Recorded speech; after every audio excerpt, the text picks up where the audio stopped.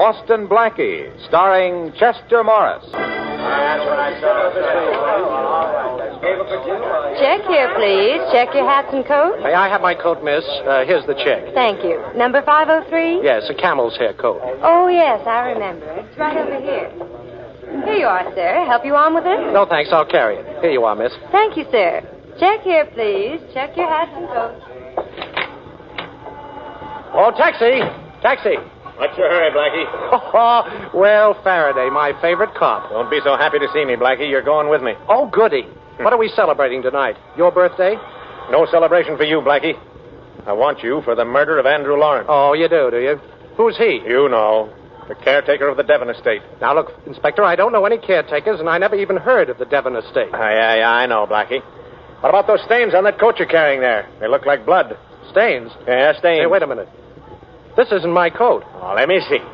Well, now, what's this on the label? It says here, Boston Blackie. Yes, that's my label, all right, but this isn't my coat. Oh, I suppose somebody sewed that label in another coat. Well, that's not bad for you, Inspector. Could be. Well, all I know is you're going down to headquarters and the coat is going to the lab. And I hope those stains prove to be blood. Well, I hope you don't get your hope.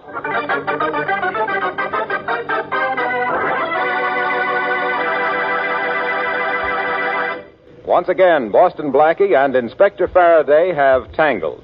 Boston Blackie, enemy to those who make him an enemy, friend to those who have no friend.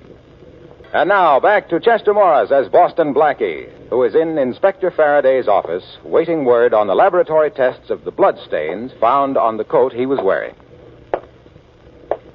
Blackie, for a smart guy, you get into more scrapes. Look, Inspector, can't you think without pacing the floor? I've got a little proposition to make you. Oh, but how about the bloodstains on the coat, Inspector? Remember, you wanted me for murder. Well, now, just in case those bloodstains turn out not to be bloodstains. Oh, you don't need to apologize, Inspector. Who's apologizing?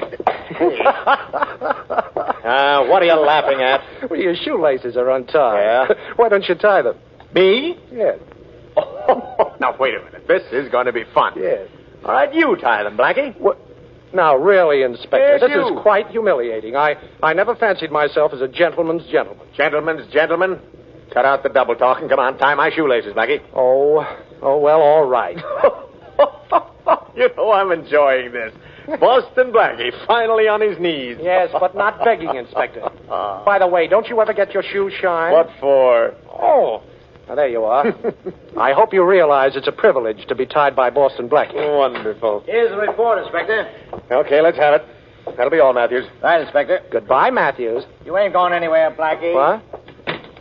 Well, come on, Inspector. What's the verdict? I'll read it to you, Blackie. It says, quote, stains taken from the coat of Boston Blackie analyzed. Yes? Tests show them to be human blood matching that of Andrew Lawrence, murdered caretaker of Devon Estate. Signed, Murphy Police Laboratory, unquote. Well, that's it, Blackie. I'm locking you up right now. Oh. And I'm not taking any chances on your getting out of here first. Hold out your hands. Oh, now, Inspector, cuffs for me? Yeah. Oh, you've got a very bad memory. Okay, maybe you can get out of handcuffs, but my gun doesn't miss. What, a gun again, Inspector? Again. Say, look, why don't you try a bow and arrow for a change? All right, let's get going. And just to make sure, I'm going to escort you personally to your cell. That'll be nice. All right, down the hall, and don't try anything funny. Well, will you sit with me a while and hold my hand? Oh, come on. Oh, I'm sorry I had to tie your shoelaces together, Faraday. And thanks for the gun. You know, you look very funny. Generally, you're only flat on your feet. But now you're flat on your face.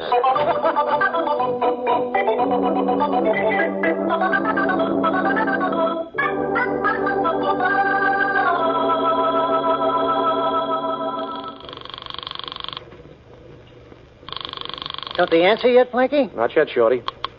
Hello? Oh, hello. Savoy Cafe? Yes? This is the manager speaking. Well, my name is Jones. Yes? My niece works in your check room. I just arrived in town, and I'd like to talk to her, please. You mean Marion Macy? Yes. Well, she's not here. I'm sorry. She's gone home. Had a headache, she said. Left here about an hour ago. Oh, she did. Too bad. By the way, could you give me her address? Why, yes. The Lincoln Apartments. The Lincoln, huh? Well, thank you very much. Goodbye. You know, I still can't figure out, Blackie, why that hat check girl would take the label out of your coat and then sew it in another one. Well, she was probably following orders. That's what we're going to find out. We're going to leave this hideout, Blackie? Yes. We're going to the Lincoln Apartments.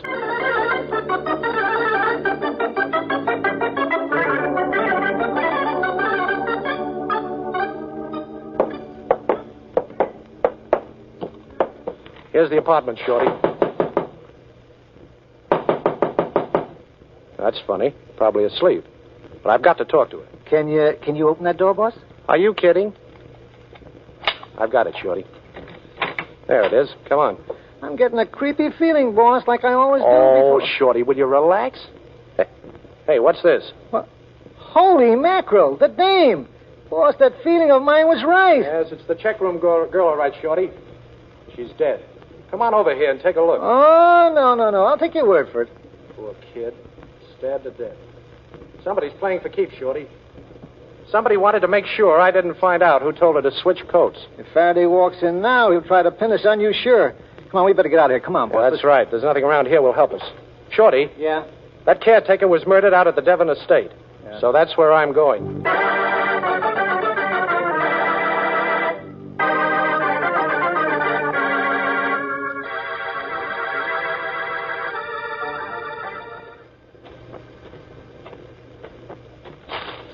Oh, I beg your pardon, miss. I didn't see you. What are you doing here on my grounds? Well, this is the Devon estate, isn't it? Yes, and you're trespassing. Well, I hope that means looking for a job, because that's what I'm doing. It doesn't. And even if it did, it wouldn't matter. There's no job open here. Well, you know, I'm a pretty handy fella. I can do a lot of things. I'm really not interested. There's a policeman on the grounds. If you don't leave immediately, I'll call him and have you thrown off. Oh, please don't do that. I understood there was a job open here, a caretaker's job. Your caretaker was... Was murdered. Yes, he was. Now, please leave. I already have a new caretaker. Jerry? Yes, Miss Morrison, coming. Miss Morrison, huh? Awful pretty name. Over here, Jerry. Will you go now, please, Mr... Oh, I'm sorry, Miss Morrison. My name is Jones. John J. Jones. I'm a detective. Oh, please don't give me away. Oh, here I am, Miss Morrison.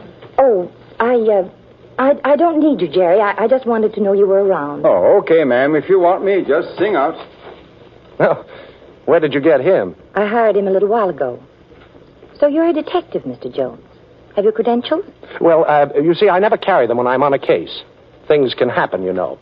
That's what I'm afraid of. Oh, Miss Morrison, please believe me. Well, I believe you, but I'll never know why. Thanks. The house is up this way. What can I tell you that might help you, Mr. Jones? Well, for one thing, I'm puzzled. Now, your name is Morrison, and this is the Devon estate. Well, I bought it 6 months ago. Oh. It was formerly owned by a man named John Devon. And when he died, this place was sold for taxes. I see. Well, why are you still living here, Miss Morrison? I mean, aren't you a little frightened after what happened? Yes. Yes, I am a little. But where could I go? Besides, I'm anxious to know the answer to a lot of things. For instance? Well, right after I bought this estate, strange things began to happen. One morning, the chimney was torn apart. A few days later, I found the cellar ransacked. Then one night, the whole living room was turned upside down. I see. Well, where was your old caretaker during all this? He was down the road, sleeping in his own cottage. Oh. But after the living room was ransacked, he slept in the house on a couch. That is, until last night. Or rather, early this morning, when we found him murdered. Here we are. Oh. Please come in. Thank you. You're pretty calm about all this, Miss Morrison. It must be rather annoying. It's more than annoying. My nerves are beginning to jump. Yes, I'm sure. Anything else you can tell me that might help? Well, possibly. I've had 2 offers to sell recently. The agent who negotiated the sale of this house made me an offer the day before yesterday to buy it back. Oh, and what's the agent's name? Arthur Moran. I see. Go on. Well, when I refused, he said his client in any case would like to buy the gun collection that was here when I took possession.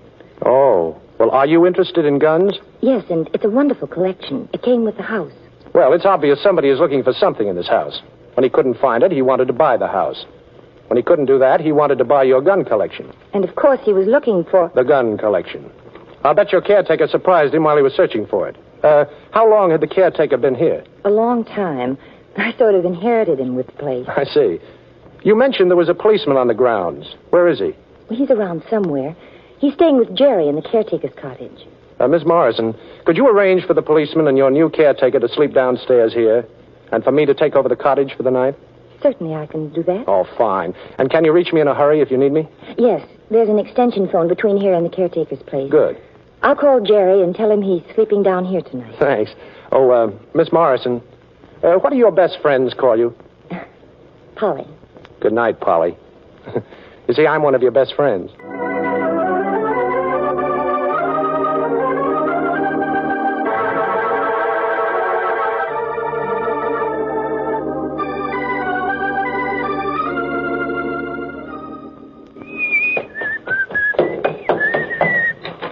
Good morning.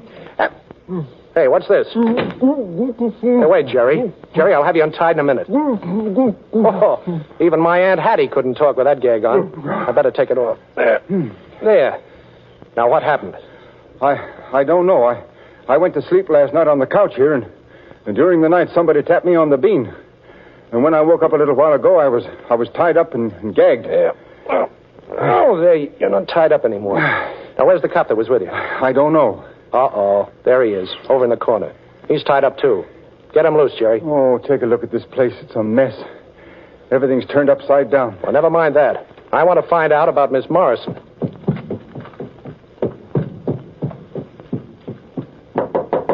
Polly. Polly. Polly. Polly, what's happened? Wake up, Polly. Wake up. What? Get up. Come on now. Up. That's a girl. Come on now. Now walk around the room with me.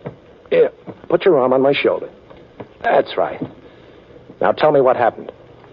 Well, I don't know. You've been drugged, Polly. Now come on, try and think. I don't know.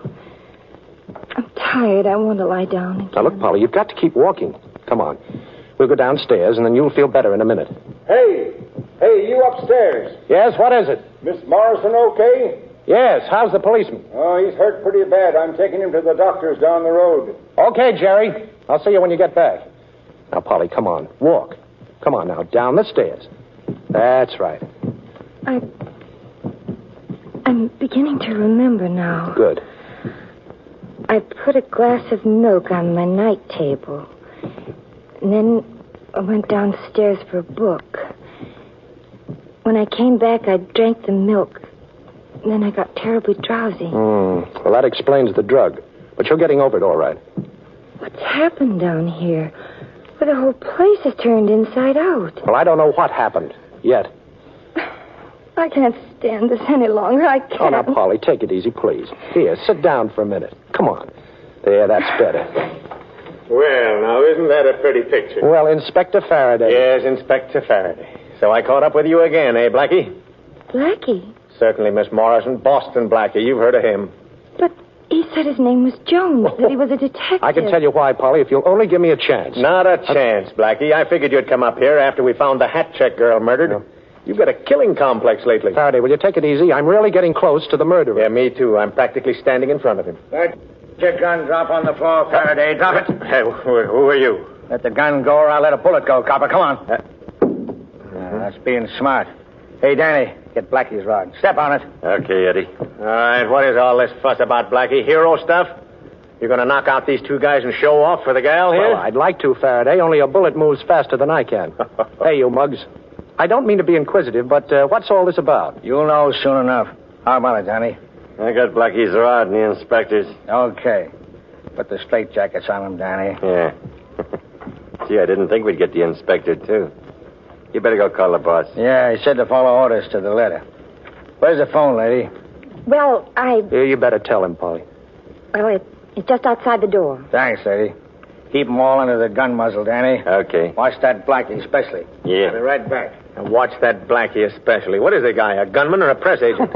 What a build-up he's giving you, Blackie. Well, after all, I haven't established a reputation for nothing. Even you appreciate me sometimes, Faraday. Okay, Danny. I talked to the boss. Stick the straitjackets on him. What size straitjacket you take, Blackie? I always have my straitjackets made to order. Yeah, after we get through searching the house, we'll stick their feet in concrete and toss them in the river. Feet in concrete? Now, you wouldn't dare to do that. Oh, don't worry, Faraday. At least we won't get our feet wet. Very funny, Blackie. Very funny.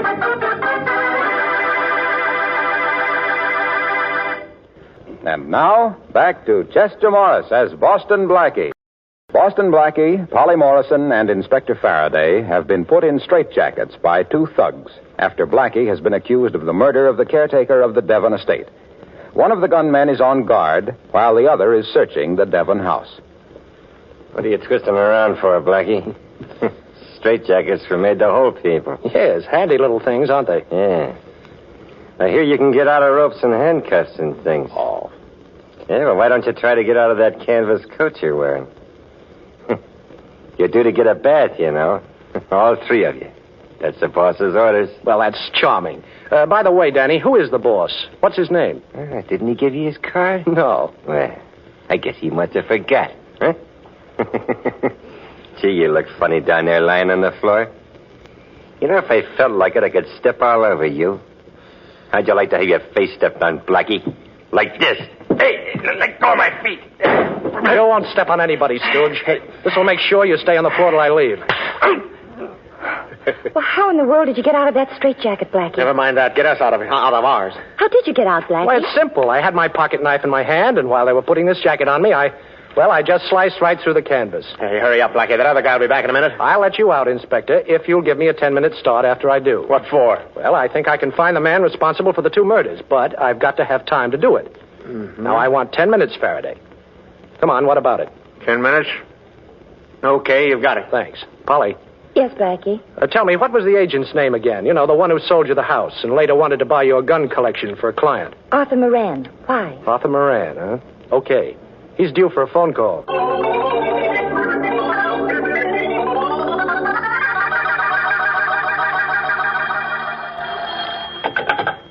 Hello? Mr. Moran? Yes? This is John J. Jones. I'm working with the police department, and I'd like some information. Yes? Who instructed you to try to buy the Devon estate back, and who wanted to get the gun collection? A client of mine in South America. I see. Well, what's his name? Parker Adams. Why, what's this all about? Oh, just checking, Mr. Moran. Who is Adams? Well, he was involved in a scrape here 5 years ago and went to South America to live. Well, why did he want to buy the Devon estate and the gun collection? Well, I haven't the slightest idea. All I know is that he sent a check every week to Mr. Devon from Brazil. Mm-hmm. I believe he owned a coffee plantation or something. Well, thank you, Mr. Moran. That's all I wanted to know.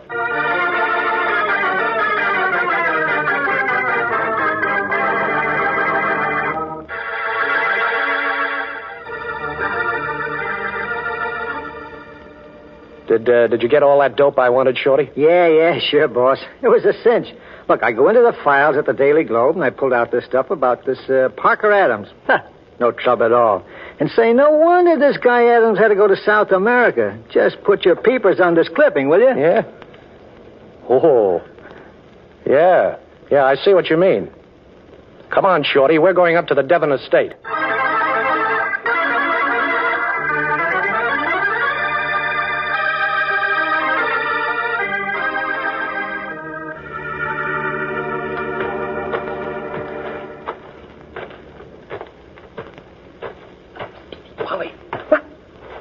It's me, Polly.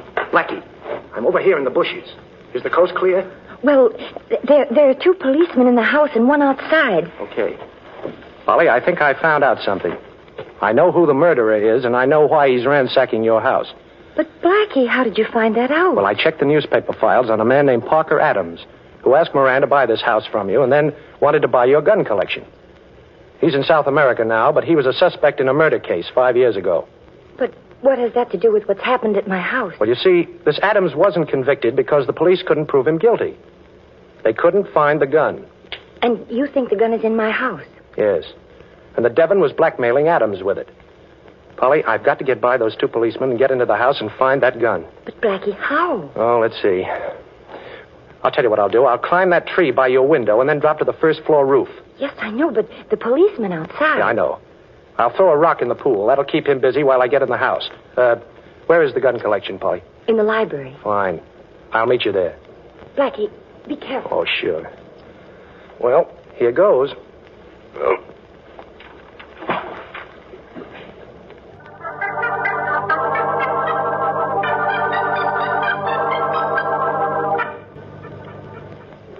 Is that you, Blackie? Yes, Polly. Oh, I'm so glad. Where's the library? Over here. The gun collection's in this room.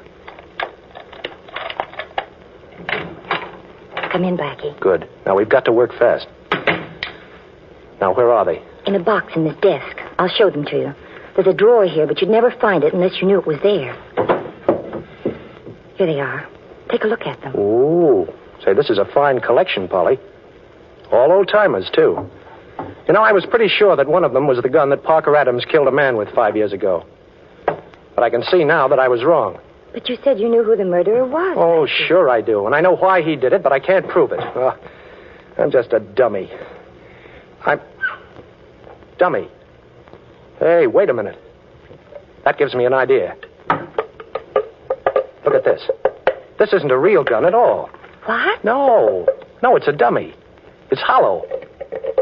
Oh, and look what's inside. A Colt 25 pistol. Why, this must be the one Parker Adams used. And we can easily prove that by the serial number on it. Polly, I think this is our ace in the hole. You don't mind if I trump that ace, do you, Blackie? I'll take that gun. Jerry! I'm not surprised, Polly. I had a pretty good idea it was this fellow who was in back of these murders. Oh, you did, eh? Smart guy, huh? How did you know? Well, when one of your thugs went to call the boss before he put us in straitjackets, he just casually picked up the telephone and didn't bother to dial. There's a direct connection between the house and the caretaker's cottage, and that's where you were, Jerry. You were the boss. You only took this job so you could search for this gun. Nice figuring, pal. Well, as long as compliments are being handed out, that was pretty clever of you to get yourself tied up here this morning. But not clever enough. Why, any good Boy Scout could tell you tied yourself up, Mr. Parker Adams. Adams? Yes. He went down to South America and planted somebody to take his phone calls and pretend to be him. It was simple, but effective. Listen, I've spent a lot of time and money trying to get that gun back, Blackie. Yes, and killed 2 people trying. And now it's going to be 4. And Miss Morrison, don't keep looking over my shoulder for your cops. My boys have taken care of them. Okay, Blackie, give me the gun. Now, just a minute. Let me get this straight. The caretaker recognized you when you were ransacking the house, and you had to kill it, right? Well? And you had to get rid of the blood-stained camel's hair coat you were wearing. And then after you had the hat-check girls switch coats and sew in my own label, you had to kill her to keep her mouth shut. Oh, she didn't pick your coat on purpose. It could have been any camel's hair coat. Oh, well, I know the rest. Devin was blackmailing you because he had this gun. When you found out he died, you tried to buy this house, but Miss Morrison got it first. So you came to the States and began operations to get the only evidence that could convict you of murder. Oh, you've said enough. You're stalling. Hey, Eddie. Eddie!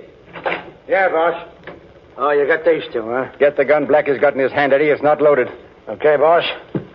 Come on, Blackie, give. Sure. Here. Oh. Polly, she's fainting, boss. Catch her. Hey, stand up. Stop leaning on me. Will you? Get off of me, will you? I'll get her, boss. Go to sleep, Eddie. Hey, let go of my hand, will I'm you? holding Jerry's gun hand, Blackie. Hurry. You can let go now. Oh. Oh, thanks, Polly. You know, that was mighty nice fainting. Thank you, Blackie, but I think I feel a real one coming on. Oh, you're wonderful. Do you want to be more wonderful? How? Call Faraday and tell him what you've heard. That will be enough to clear me. Of course I will. Oh. What's Oh. the matter, Blackie? Hold me. Hold me. I think I'm going to faint. Faint? A big, strong man like you? Well, it seems to be the only way I can get your arms around me.